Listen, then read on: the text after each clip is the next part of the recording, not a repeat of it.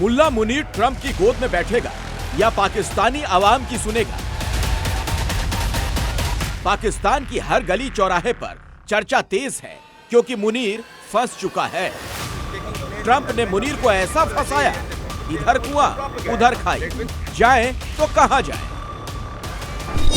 White house में lunch Munir को बड़ा भारी पड़ा। ट्रंप के चक्रव्यूह में फंस गया आर्मी चीफ मुनीर। ट्रंप ने रखा मुनीर के सामने गाजा पीस प्लान।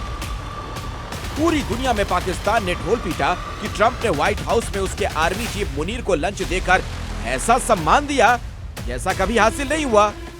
एक बार नहीं दो बार ट्रंप के सामने सूटेड बूटेड मुनीर इतराते हुए व्हाइट हाउस पहुंचा था। अब यही मुलाकातें मुनीर की रातों की नींद उड़ा रही हैं, क्योंकि ट्रंप ने मुनीर को जो करने के लिए कहा वो किया तो रावलपिंडी के आर्मी हेडक्वार्टर से मुल्क की आवाम मुनीर को खींचकर बाहर निकालेगी और पत्थर मार मार कर उसकी जान ले लेगी। क्यों? पहले इसे जरा समझिए। ट्रंप ने मुनीर से कहा वो पाकिस्तानी सेना गाजा भेजे। गाजा के लिए प्रस्तावित स्टेबलाइजेशन फोर्स में पाकिस्तानी सैनिकों की तैनाती करे। पाकिस्तान की गलियों में इजराइल के गाजा पर हमले के बाद से ही फिलिस्तीन जिंदाबाद और इजराइल मुर्दाबाद के नारे लगते रहे। पाकिस्तान की आवाम इस्लाम के भाईचारे के सिद्धांत के तहत फिलिस्तीनी मुसलमानों को अपना मानती है। इजराइल के खिलाफ पाकिस्तान के बच्चे बच्चे के जहन में नफरत भरी हुई है। तो मुनीर ने अगर सेना गाजा भेजी तो ये फैसला पाकिस्तान के भीतर जबरदस्त राजनीतिक और धार्मिक प्रतिक्रिया को जन्म दे सकता है। दूसरी ओर अगर पाकिस्तान गाजा मिशन से पीछे हटता है तो ये ट्रंप को निराश कर सकता है, जिसका नतीजा पाकिस्तान के लिए बहुत घातक होगा, क्योंकि पाकिस्तान अमेरिका से निवेश और सुरक्षा सहायता चाहता है जो लंबे समय से लगभग ठप पड़ी है।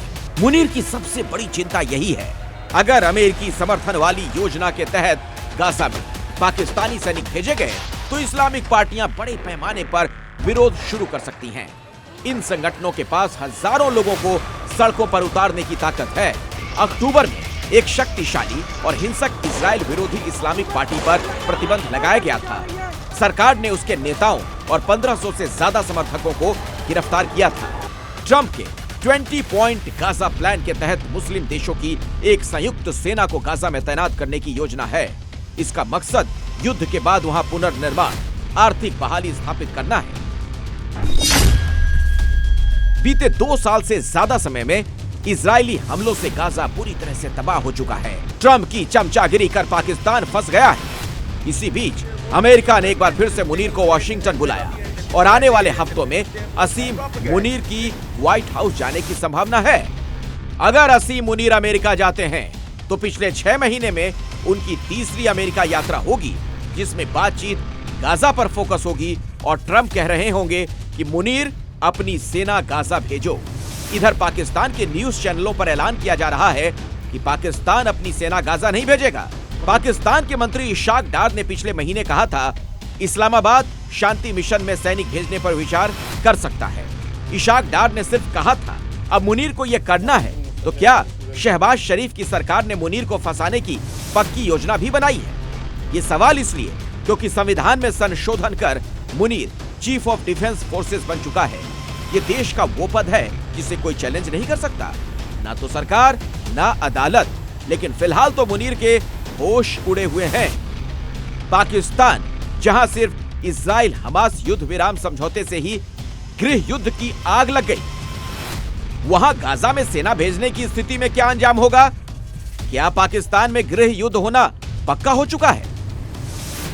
असीम मुनीर ने भारत को काउंटर करने के लिए जल्दबाजी में ट्रंप से रिश्ता तो बना लिया, लेकिन अब उस रिश्ते की परीक्षा होने वाली है। इमरान खान के समर्थक पहले से ही विरोध प्रदर्शन कर रहे हैं और इस्लामिक पार्टियां अगर गाजा में सेना भेजने के फैसले के खिलाफ सड़क पर उतरी तो मुनीर तो गयो समझिए, क्योंकि पाकिस्तान में मजहब पहले आता है, मुल्क बाद में।